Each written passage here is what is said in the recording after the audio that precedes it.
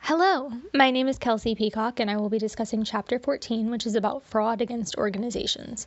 Occupational fraud is when an employee uses their occupation to steal from the organization they work for, and has been the topic of many of the cases we have read throughout the semester so far. There are 3 learning objectives in this chapter. The first is understanding the extent to which employees commit organizational fraud, which will help you to be aware of the frequency you're looking out for in your organization. The second objective is understanding the various types of asset misappropriations within the companies. Finally, we want to understand the nature and the various types of corruption that happen within organizations, as that is the third category of organizational fraud that we will be looking at today. So who typically commits fraud within organizations? Usually a fraudster will have the same traits you would look for in an employee. They typically end up being experienced employees in the organization with a large amount of trust. In fact, in a study that we mentioned in Chapter 2, the psychological profile of a fraudster is more similar to that of a college student than that of somebody who's been incarcerated for property crimes. So someone who's currently serving in jail, which shows how fraud could be lurking anywhere you look. So the extent to which fraud typically occurs in organizations is shown below. The median loss is around $150,000. The study mentioned in Chapter 14 saw no real difference between the loss amounts in large and local companies, but obviously the amount of money would impact a small business more and would be more likely to be material to them. The loss of annual revenues is typically around 5%. The size of the loss strongly correlated to the position of the fraudster, as they would have access to more money, and the median length of time before a loss is detected is usually around 18 months. There are many types of asset appropriation, but we're going to be focusing on 3 main opportunities that arise for employees to steal assets today. Employees can steal receipts of cash and other assets as they're coming into an organization. They can steal cash, inventory, and other assets that are already on hand, such as taking cash from a register or taking inventory from a warehouse.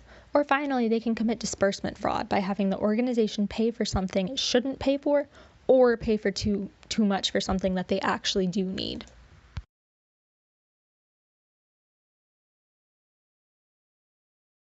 There are multiple methods of asset appropriation, and all can be done alone or with conclusion. One type is larceny. This is when cash is stolen by employees after it is recorded in the accounting system. This could be anything from simple theft from the cash register or taking inventory from the storeroom for personal use. Another type of asset appropriation is skimming. This is any scheme where cash is stolen before it is actually recorded in the books and records. So an example of this given in the book is maybe an accountant pockets some of the cash before recording the sales for the period is less than they actually ended up being. Check tampering is a type of fraudulent disbursement scheme where an employee either prepares a fraudulent check for their own benefit or intercepts a check intended for another person or entity. This could be sending company checks to themselves or false vendors, or cashing checks meant for the company and keeping the money for their own use. Registered disbursement schemes are actually the least costly. They usually involve refunds. An employee can either make a false refund and pocket the cash that was supposed to be handed to a customer, or they can overstate the customer's refund amount and pocket the difference. Either way, they're entering a false refund. Billing schemes are popular because the perpetrator does not have to undergo the risk of taking cash or merchandise. One of the common types of billing schemes is to form a dummy company, which is a fictitious vendor that the victim organization pays bills to, as if they were receiving services that they will never actually receive or benefit from. Another type of billing scheme is altering payments or double paying. This is whenever the perpetrator uses the information of an outside vendor who isn't even colluding with them. They pay twice, or they may overpay a bill, and therefore they will pocket the difference and make out better off than they were before. The last billing scheme we're going to talk about is making personal purchases with company funds. This could be using a company credit card for things that are not pre-approved, or submitting expense reports for things that should not be comped.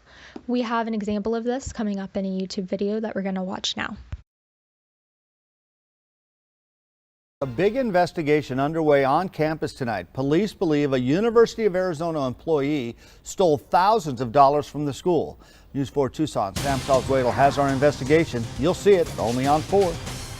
It's a case that's currently in the hands of the county attorney's office to see if they'll file charges against the university employee. The News 4 Tucson investigators obtained these documents, which tell the story of the investigation. Do you want to focus more on your woodworking? The records state the building where the employee works has no use for a dust collector. It's one of thousands of suspicious purchases made on a university account.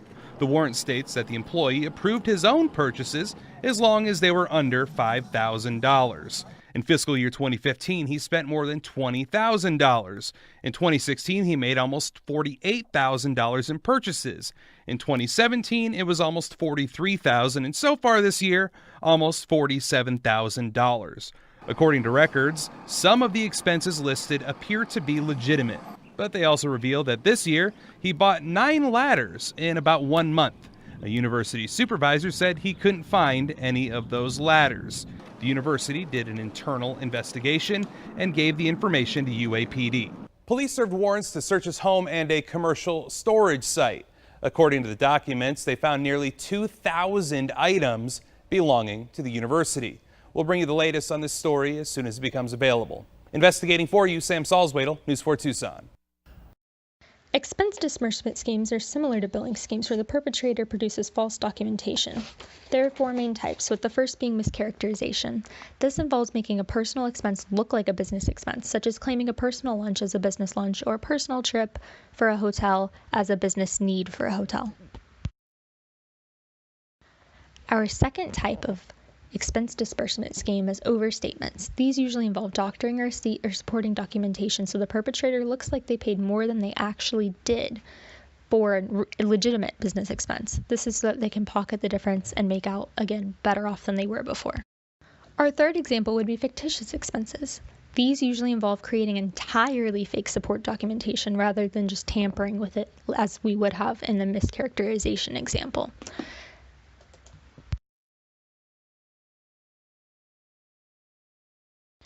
Finally, we have submitting the same expenses multiple times. It's as simple as it sounds. The perpetrator is attempting to make the company pay for the same thing twice so that they can pocket the extra money.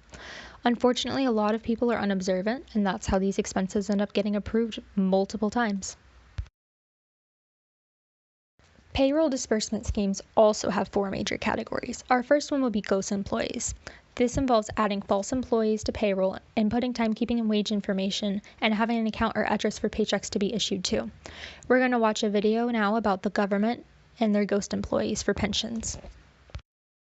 Over 15,000 ghost pensioners have been removed from the federal government's payroll, saving over 300 million naira a month. This is according to the Executive Secretary of the Pension Transitional Arrangement Directorate, Mrs. Sharon Ikeazo, who explained that the Directorate is carrying out a pensioners' verification exercise across the country.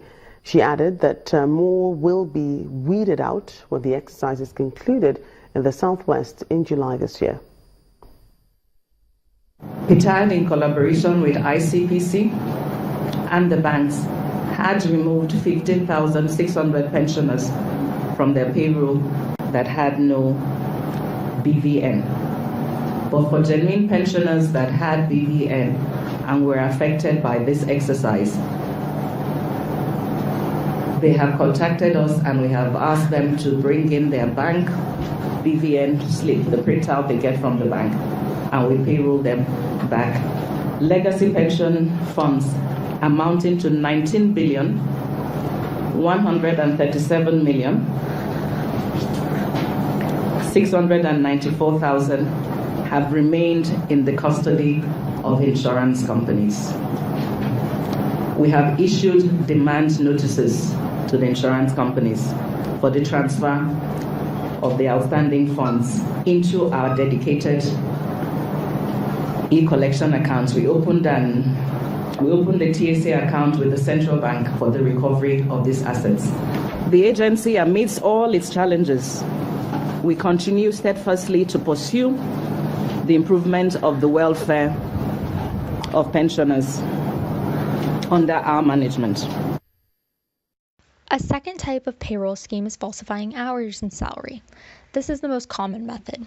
It usually involves hourly employees falsifying the numbers of hours they worked or changing their hourly wage rate so that they can make more with doing the same amount of work. Our third type are commission schemes. These often involve falsifying the amount of sales that a commission-based employee made, or increasing the rate of commission so that they can take home a larger commission check at the end of the month without actually selling any more for the company than normal. Finally, false workers' compensation claims involve faking an injury in the workplace to collect payments from the company's insurance plan. While this does not directly involve payroll, it can make the company's insurance rates go up. We have another video to watch together here of a woman who created a false claim and was caught on video. Workers' compensation is designed, to help somebody if they get hurt while they're working, hurt on the job. But when it gets abused, it can hurt the rest of us. Several bills addressing changes to Florida's workers' compensation system have been filed from this legislative session. Well, as businesses here face a nearly 15% rate increase right now, our consumer reporter Sarbani Banerjee takes a look at how fraud is playing a role. It was an on-the-job injury. Or was it? Watch what happens when this sprinkler head falls from a South Florida office ceiling. It lands on an employee's desk, missing her. But wait for it. She gets an idea, looks around, and bam! Time to file for some workers' comp.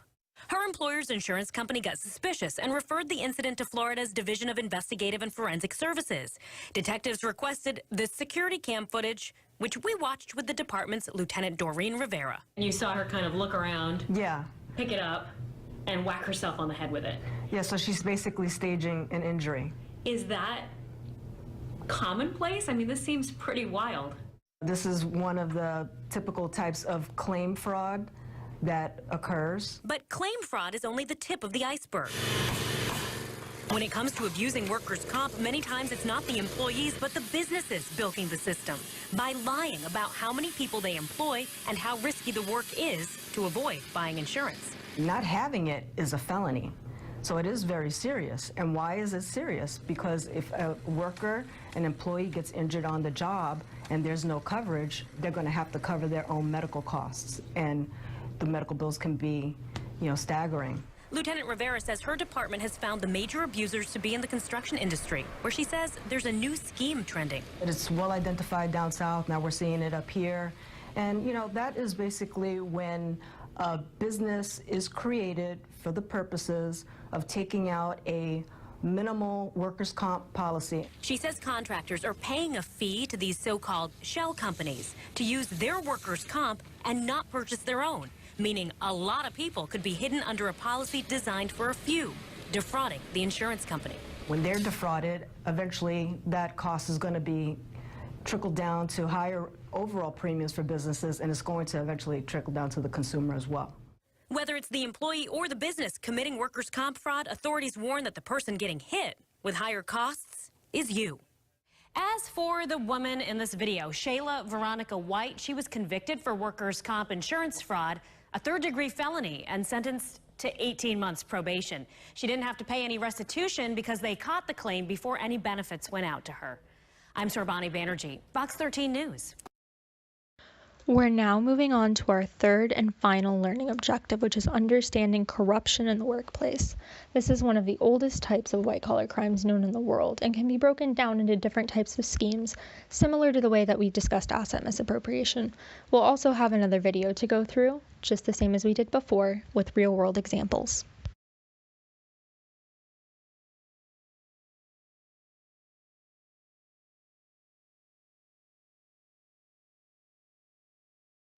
Bribery involves offering, giving, receiving, or soliciting anything of value to influence an official act. This could be offering your child the promise of ice cream in order to get them through running errands without a temper tantrum, or it could be a vendor offering an employee extra money to put in a good word for them when selecting whose bid will win a project. Amazon has launched an investigation after reports its employees may have accepted bribes. Anonymous sources tell the Wall Street Journal Amazon workers, mostly in China, took payments ranging from $80 to $2,000. In exchange, these workers reportedly deleted negative reviews or provided internal sales data to independent sellers who put their products on the Amazon site. Amazon says that those involved could face legal action. A second form of corruption is having a conflict of interest. What happens when an employee of the company has an undisclosed economic or personal interest in a transaction that can then adversely affect the company. This woman may use her husband's company for a large project whenever there are other companies that could bid at lower amounts for similar or better quality of work. Here we have a video about how conflict of interest comes into play in a local government. This morning, the district attorney's office announced those charges Perez now faces in a press conference of their own. These include public official influencing the government for financial interest and public official failing to disclose investments and interests. DA Lisa Green said for each of those charges, Perez could see 6 months in jail if she's convicted. Now, Perez has been under scrutiny this year after allegations of her ties to the marijuana industry. You heard H.A. Solidaire addressing moments ago. Supervisor Mike Maggard had alleged that Perez should have abstained from voting to regulate marijuana in Kern County as a result. Also, Maggard alleges that her husband, Fernando Jara, had ties to that industry and that Perez had denied that initially. 23 ABC found that since Perez joined the board in 2013, she has voted on marijuana items 70 times. Now, 23 ABC's Scott Sheehan is following this story. He has more on the formal complaint that was filed. He joins us live. Scott? Mike, Danielle, this was almost 3 weeks in the making. District Attorney Lisa Green said that she told Supervisor Leticia Perez that she intended to file these charges back on June 28th. And that, as you said, that if she is found guilty, that her sentence could be 6 months per charge, and with consecutive sentences, that could mean up to a year in jail. And the judge, if he decides, can add on an extra. She can't run for public office for the next 4 years. Now, I emphasize run because District Attorney Green said Supervisor Perez does not need to step down from her post, even if she's found guilty. So Perez can serve her sentence while still on the Board of Supervisors. In the first charge against Supervisor Perez, the district attorney said on or around October 24th, 2017, Supervisor Perez used her position to influence a government decision where she had a financial interest. And on the second count, the DA said on April 3rd, she failed to file what her investments were. And the DA said had the supervisor recused herself from the vote at least in October, she might not be facing that first charge. The DA was asked if Supervisor Perez was singled out because of her race or gender, because she's the only supervisor facing charges and the only female or Hispanic on the board. District Attorney Green dismissed that question, saying she only used facts to file these charges, and added Supervisor Mike Maggard was also investigated but was found innocent of conflict of interest. Now, Supervisor Mike Maggard did issue the following statement stating, "I'm grateful for the thorough investigation by the District Attorney's Office and the thoughtful conclusion from the DA exonerating me of these false accusations. We now need the justice system to follow the process to conclusion. And in order to remove corruption, self-serving influence, and suspicion from our local government, the people of our community deserve nothing less." Now, the District Attorney did say that this investigation did stem from public comment period during the Board of Supervisors meetings, and it was that public outcry during those meetings that started their investigation. And Supervisor Perez is due in court tomorrow, and District Attorney Green said only her lawyer needs to show up for that arraignment. In downtown Bakersfield, Scott Sheehan, 23 ABC News. Finally, the last major form of corruption mentioned in our book is economic extortion, which is essentially the opposite of bribery. This is whenever an employee demands payment in order to consider a vendor. In the same vein are illegal gratuities, but those payments are made as a reward for making a good decision and are not necessarily part of the decision-making process itself. Here we can see extortion from an employee to a vendor.